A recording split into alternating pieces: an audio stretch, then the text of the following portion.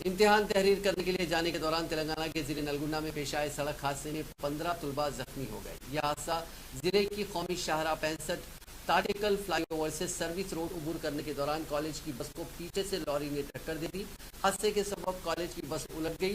इस बस में पीजी कॉलेज ऑफ नर्सिंग के तुलबा नलगुंडा में इम्तिहान लिखने जा रहे थे। हादसे के वक्त कॉलेज की बस में तकरीबन 40 तुलबा सवार थे, जिनमें 15 जख्मी हो गए। उनमें 3 की हालत तशवीशनाक बताई जाती है। हादसे की इत्तला मिलते ही पुलिस मौके पर पहुंच गई। पुलिस ने राहत के कामों का आगाज किया और बस को सड़क से हटाते हुए उस सड़क पर ट्रैफिक को बहाल किया।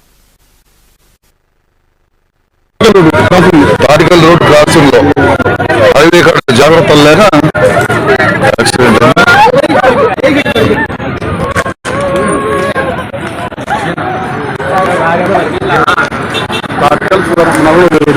ताटिकल फ्लावर అది డైరెక్షన్ ఫుల్ చేస్తే బండి దగ్గర వెళ్ళిపోతుంది తాటికల్ పోయాడు